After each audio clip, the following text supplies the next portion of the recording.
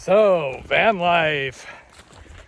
So I do live in a van with my girlfriend whenever we are back in Southern California.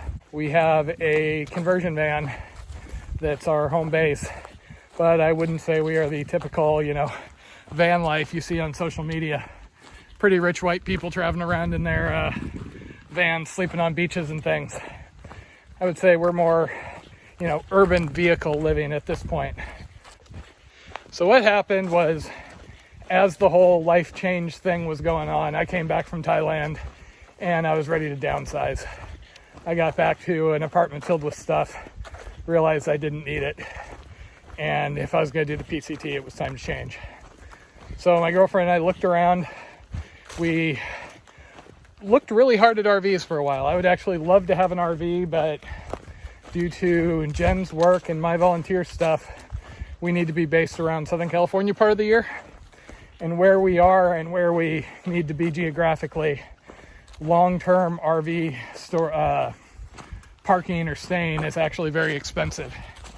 I mean, for part of the year, I think it was $2,300 just for the site rental, and then you're paying more for electricity.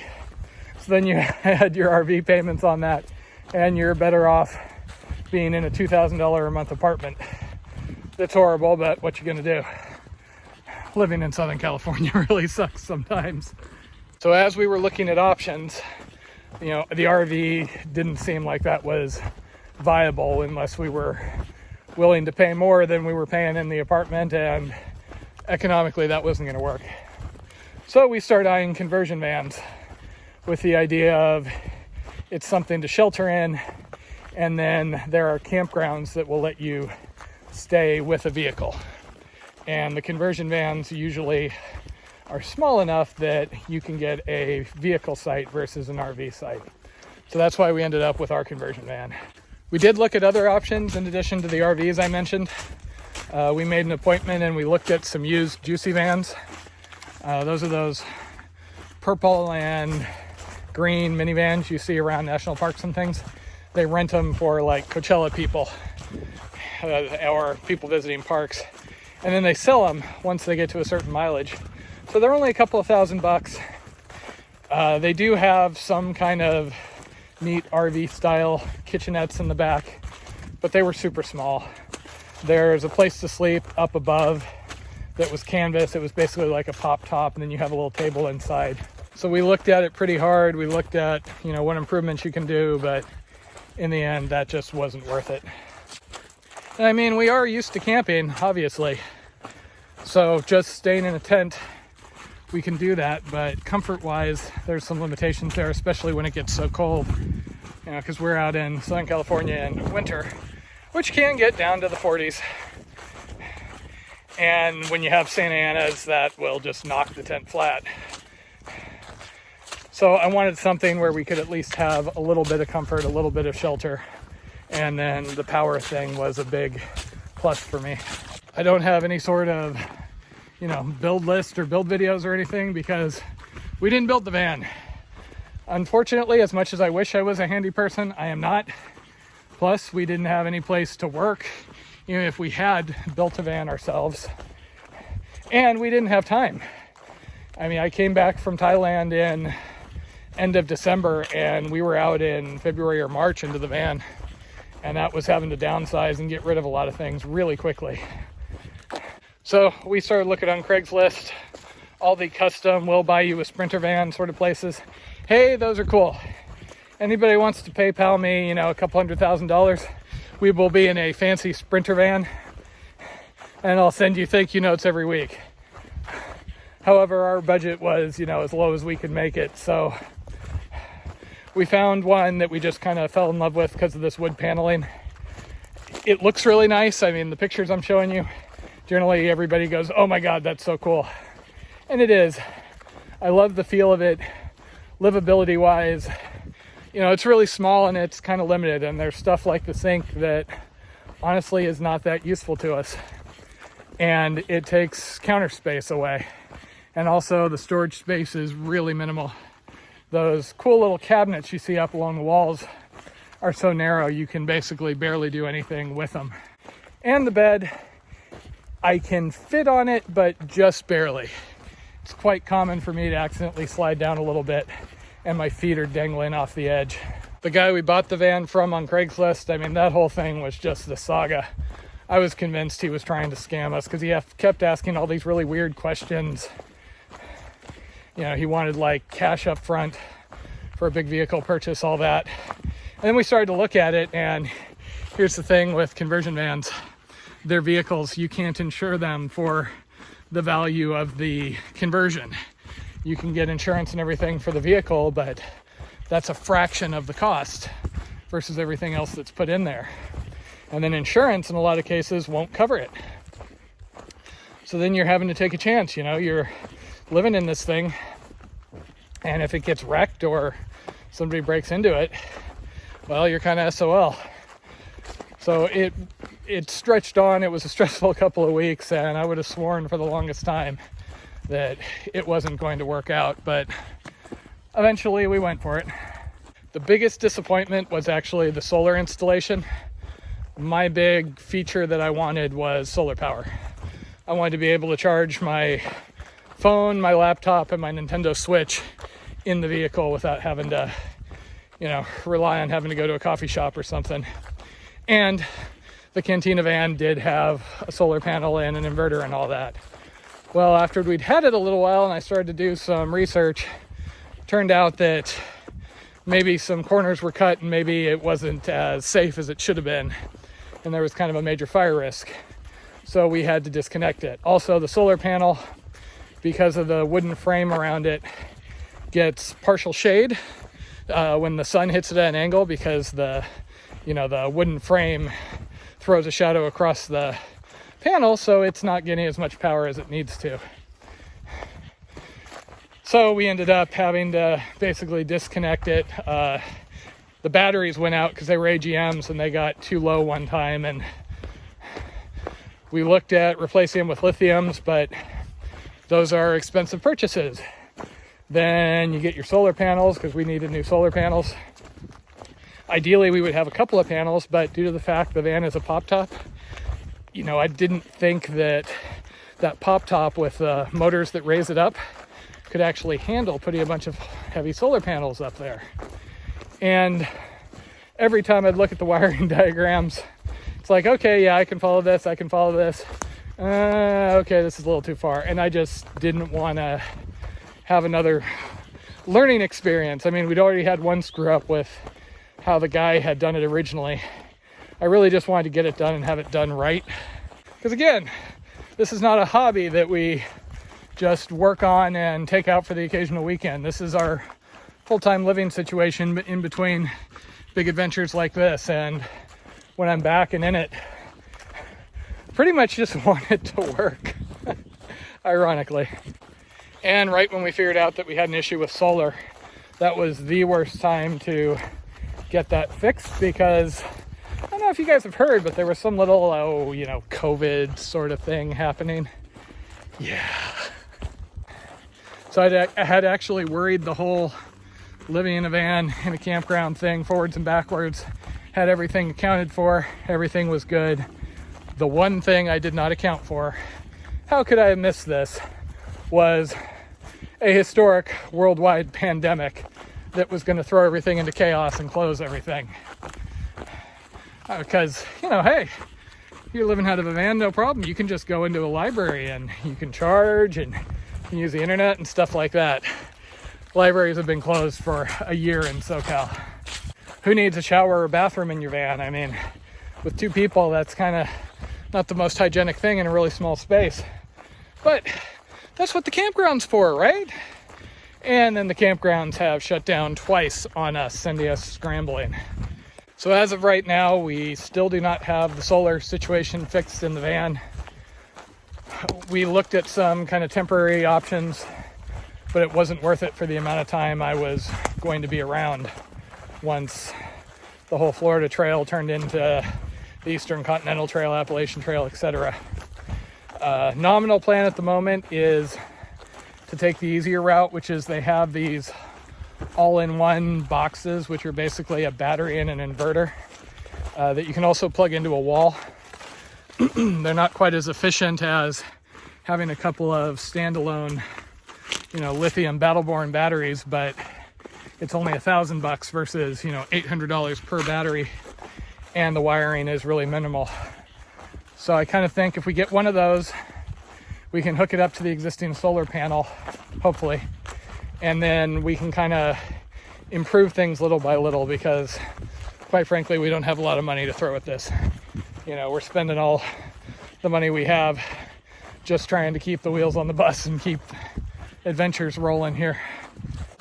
As much as I'd love to be able to find somebody to, do the work, do it properly, get the solar installed so we can be confident in it, that's pricey, especially these days where quote unquote van life has become so trendy. So because of the power being offline, the microwave and the refrigerator are basically just food storage. It's not like we were really needing to use the refrigerator anyway. It would have been nice, but power hungry. That TV, we used it once or twice while the batteries were up, but we just use laptops most of the time. The unfortunate thing, at least to me, is the lights, which light it up and make it so kind of warm and comforting in there.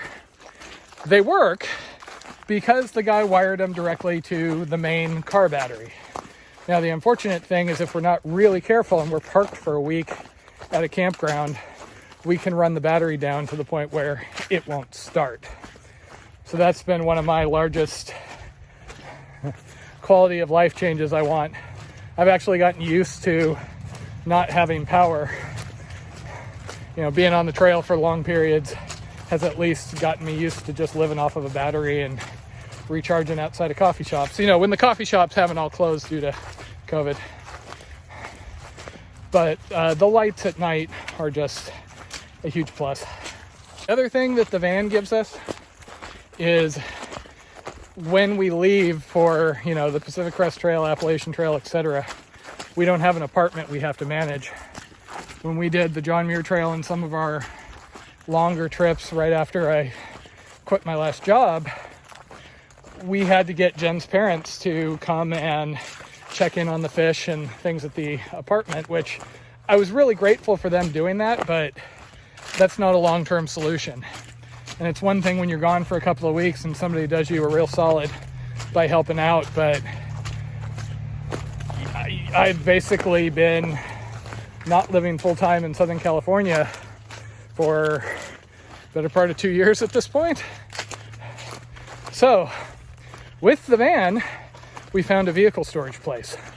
So when we leave, we drive the van to the vehicle storage place, drop it off there, and they have an indoor-outdoor storage option. And then we just have to schedule to pick it up when we get back.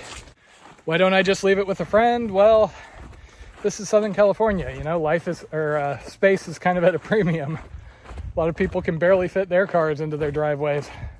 It isn't like out here where people have these giant yards and I could just toss it in the back and ask them to start it once a month. I do kind of feel like, aside from the power and maybe some of the modification issues, that it's going to be a lot easier once this COVID thing is done. Because, the library's closed, so we had to adjust going to coffee shops to charge stuff. And the coffee shops closed. And then during that second spike that got so bad as some of these COVID variants started shutting things down in Los Angeles, even outdoor seating was closed. I was having a hell of a time even finding plugs. And it seemed like no sooner had I found some little community center gazebo that had a plug where I could go and work on my laptop periodically.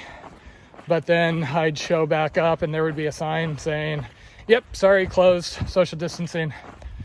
Right around when the campground shut down on us the first time, that was that initial lockdown back in February, or I guess March, April?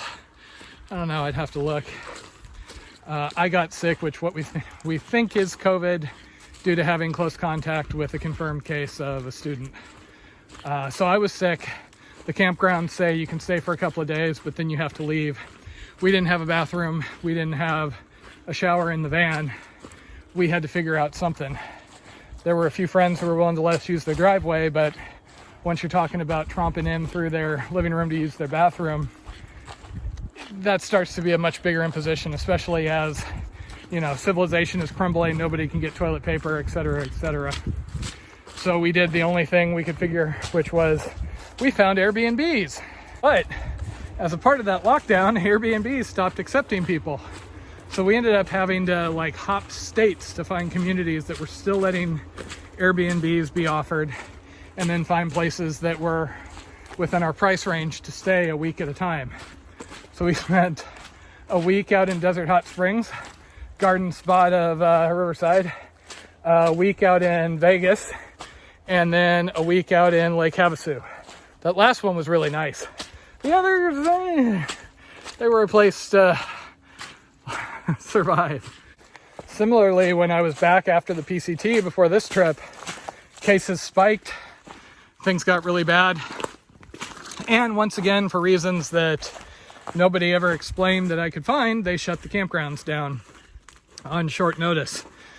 So we had about, 4 days to find a solution. And I looked at just getting back on trail. Honestly, if it hadn't been for the fact that Jen and I had had so little time together due to me being solo for the last 2 months of the PCT, I probably would have just gotten back on the PCT because, you know, I can backpack, I can resupply once a week, and it's easy.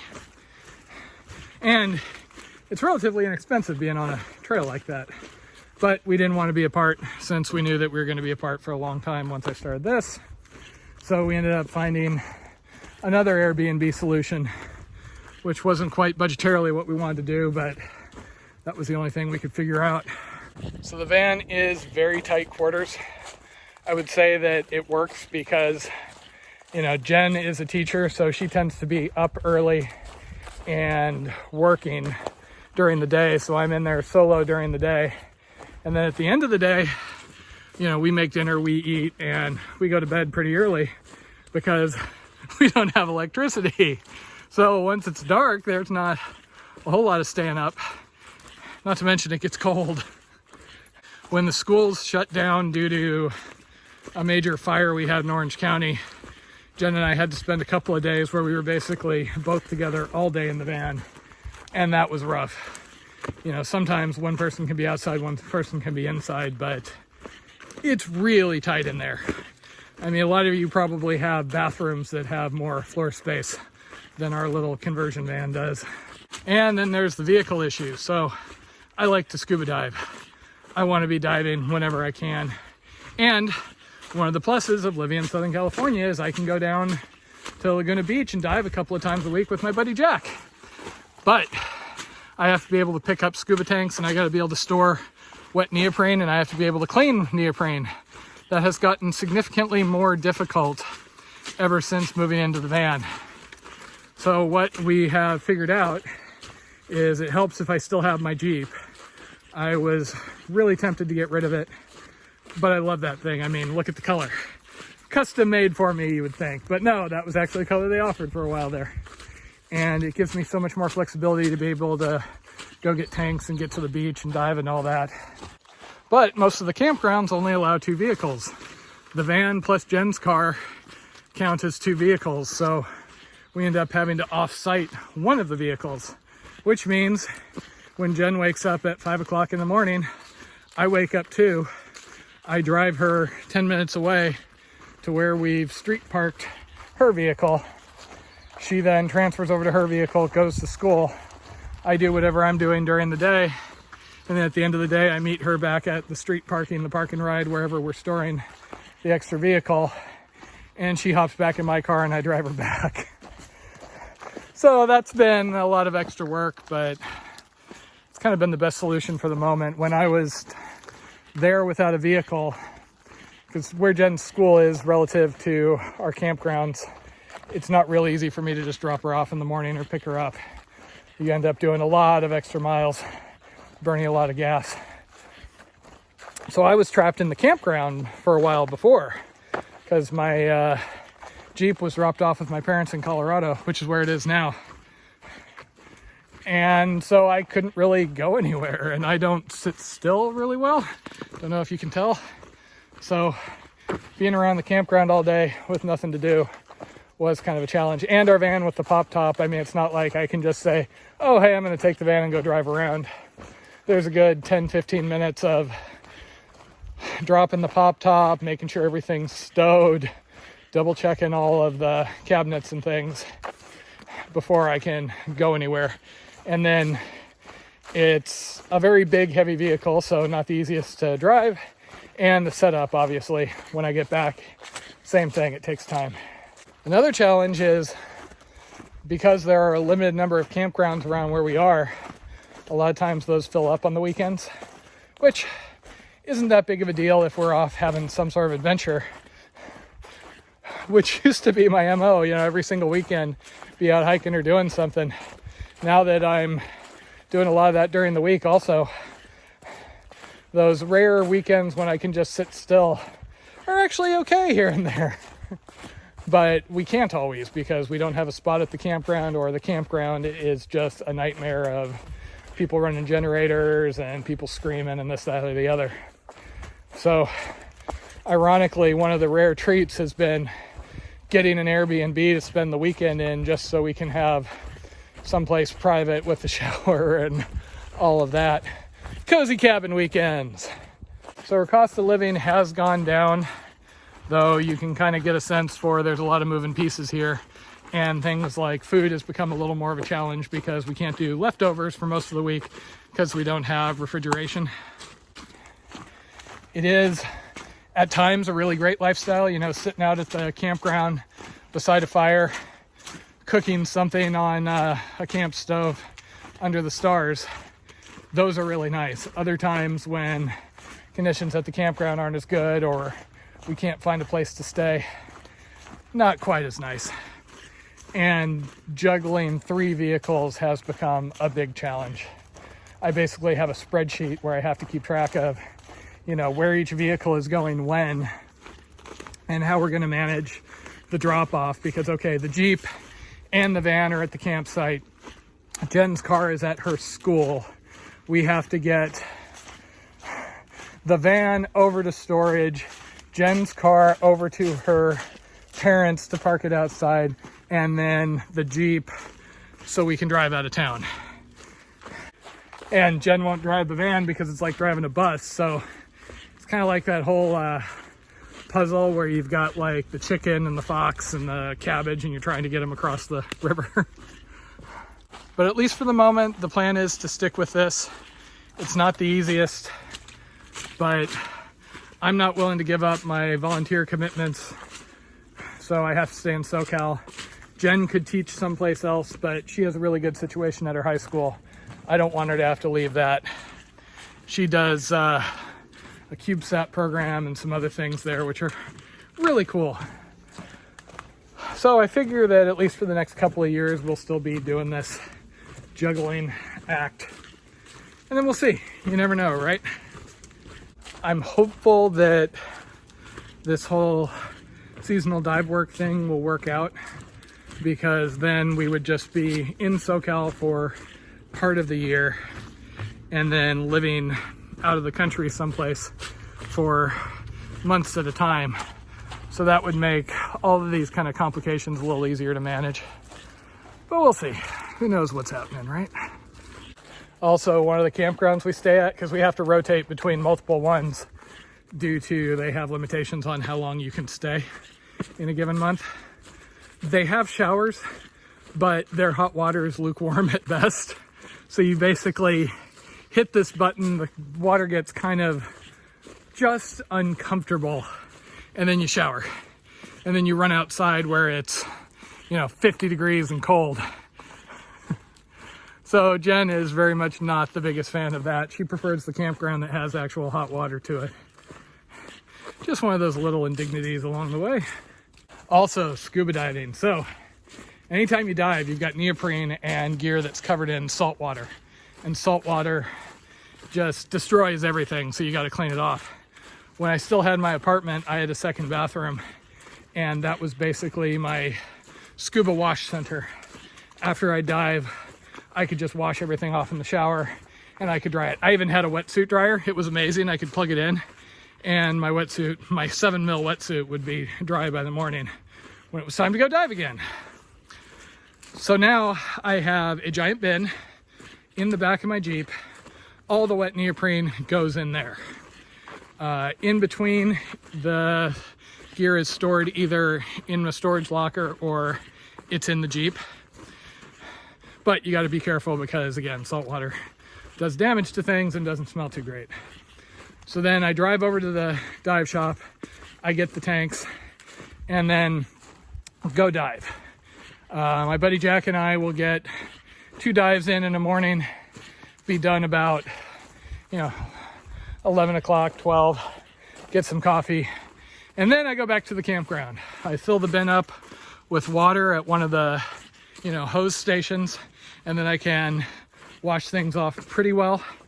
Drying it is a much bigger challenge because you're not supposed to expose neoprene to sunlight. Breaks it down. So I try and kind of drip dry it in the shade when I can, but that's easier to say than do at some of these campsites.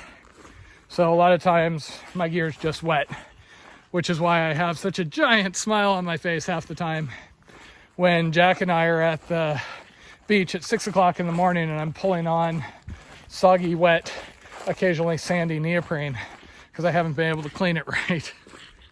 But it's hard to complain too much because I get to dive a lot. Not as much as I'd like to. Basically, however much you've seen me diving, it's probably about half as much as I would prefer to be doing because diving is amazing and is the closest thing you will ever get to flying. We don't travel in the van. Reason being, the more miles we put on the van, the quicker it gets used up and has maintenance issues. And also gas is just expensive.